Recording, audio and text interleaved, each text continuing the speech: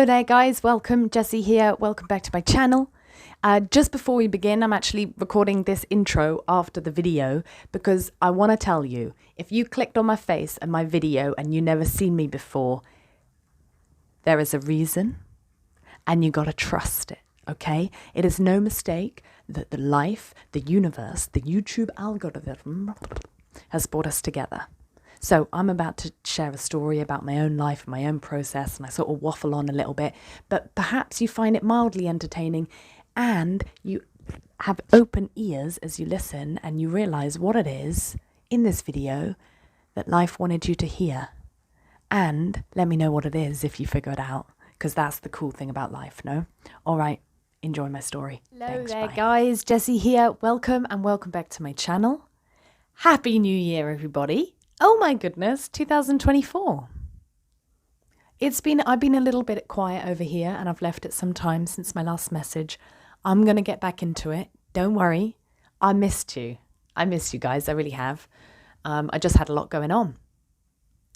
And that is kind of what I'm going to talk about today because it's all about blessings in disguise. Oh, that old chestnut. Indeedy. So I'm gonna fill you in a little bit in what's happened to me the past week because my goodness, has life moved me on. Like I have everything. Okay, let me explain. I live in Portugal. I came back to Portugal on New Year's Day. On the 2nd of January, I decided that I wanted to move house. I had an amazing room and I had an amazing view, but not frequency wise, I felt like I could do better than what I was around. And I just didn't think it was a true reflection of who I am or where I'm at. And it wasn't a very healthy environment for me. So I decided, all right, Jess, let's move. And every time before I move house, I always write a letter to life asking for what I want. Now, I don't really ask. It's like one of those manifestation techniques, I'm sure you've heard about it, where you don't say I want blah blah blah, but you say I have. So you speak in the present tense. So it's like I, Jessie Baines, have da da da da da, and then I describe what I want. I did this Tuesday night.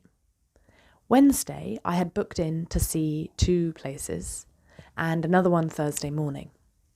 Now, when I was looking, there was like all these options available and I saw the one and I knew that it was my one because of the price. So I had put quite a low price in my letter and lo and behold, there was this place with a lot of the things that I wanted at this same price. And it's kind of low for like the market here right now. So I was like, that's it. But I went to see the other ones anyway. And, you know, okay, yeah, maybe this is it. Loads of good things, really nice options. I'm not going to lie. But I kind of knew deep down that I was going to go see this one on Thursday. And that was it. That was my one. And even the one, this place here that I'm at now, which is the one, they said on Wednesday, oh, sorry, we've got like 4 people coming to look at it today.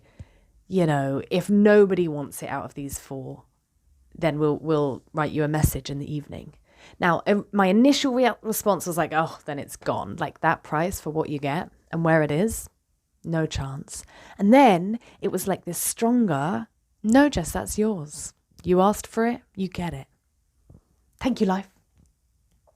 It's nice when life gives you the things that you ask for consciously, isn't it? Because we get a lot that we've asked for unconsciously and those bits aren't so nice. So it's nice to intentionally create sometimes. Anyway, I kind of thought, yeah, it's mine. He messages me the landlord messages me in the evening. Yeah, Jessie, nobody wanted it. Come tomorrow morning if you want. Okay. I come. I'm in love with the place. I don't know why. It's because it's not perfect, by no means, but it was just something so right. So anyway, didn't ask any of the relevant practical questions that you should ask when moving into a place.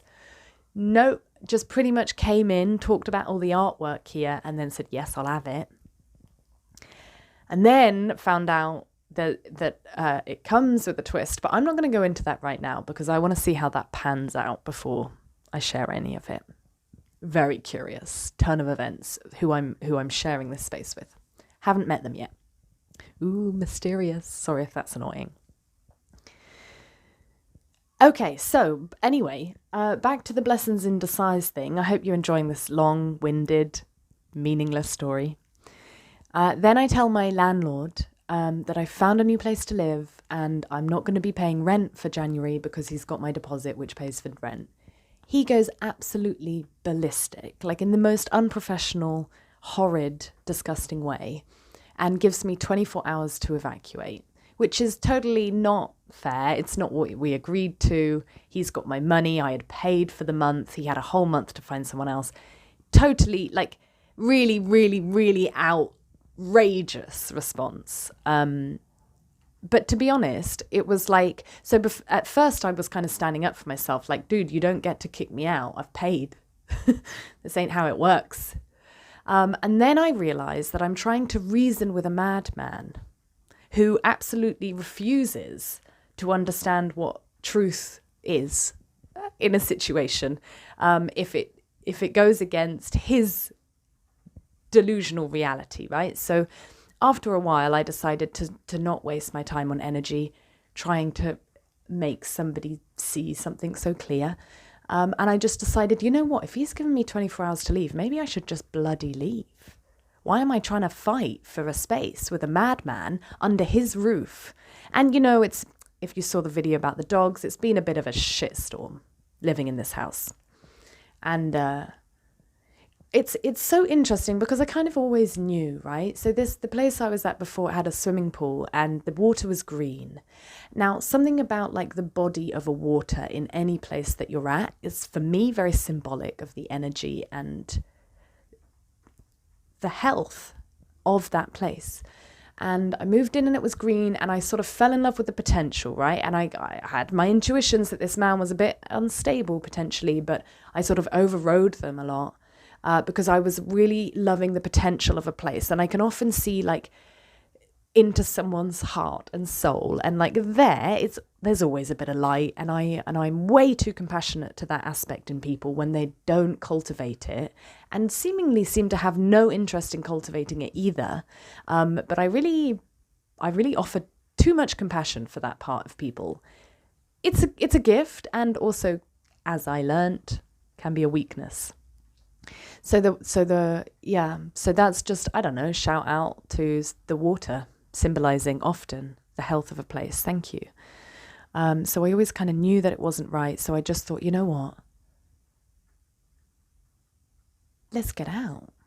Let's get out of this murky place that's always filled me full of fear and has completely underappreciated who I am and what I can offer, which weirdly is like a repetitive experience in my life, and whether I've really, really, really, really tried to find out what it is that I do that makes people treat me the way that they do. And I'm just kind of, I don't know, it's still confusing and I don't even want to share what I think about it because probably some people come back at me and tell me I'm this, that and the other and I just can't be bothered anymore. I made a video the other day about haters gonna hate. And I never uploaded it because of all this going on last week. But haters gonna hate. Oh my flipping God. And like, it's really good that I contemplated this before I've like launched myself online, because if you're gonna find haters anywhere, it's the World Wide Web, right? People safely hiding behind their screens.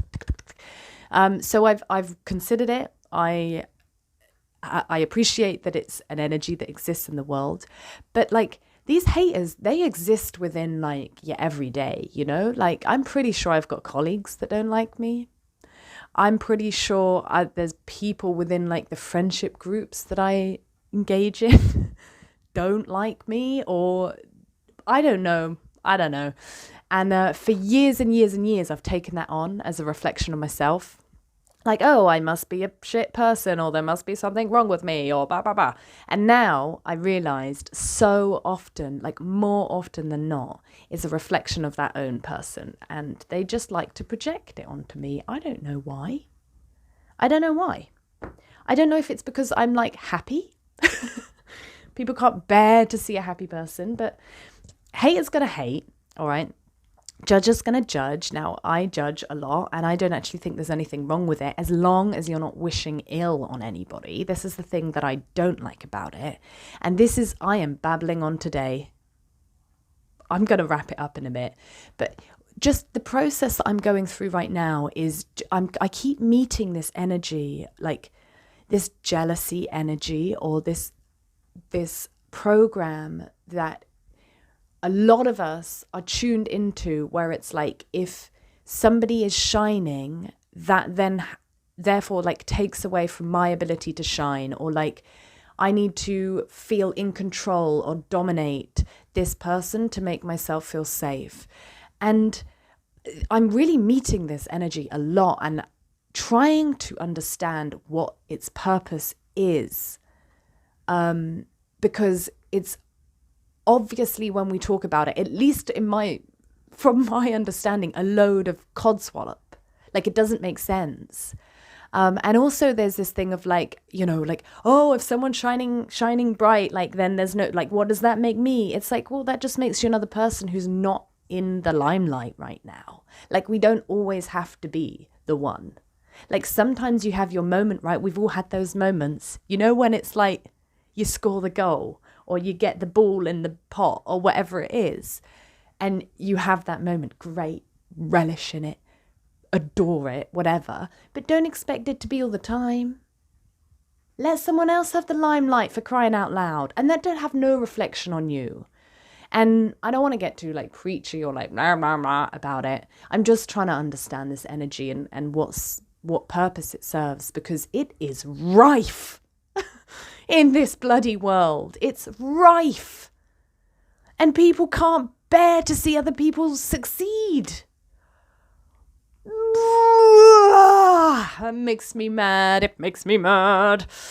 And I need some more time to contemplate it and try and understand it, basically.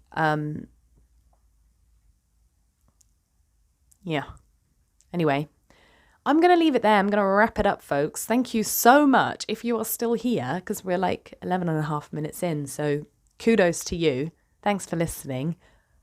Really appreciate you being here. Love you. And if you like the video, like it. If you want to see more of this, subscribe. And of course, as always, leave a comment. I love them. You know it. I'll get back to you. And have a beautiful, beautiful, beautiful day, week, year, guys. It's January. Let's do this. Don't know why that was questioning. Because I guess I don't know what it is that we're going to do. But remember, we can do it. Blah, blah, blah. What am I on about? Jessie, shut up. Bye, bye, bye.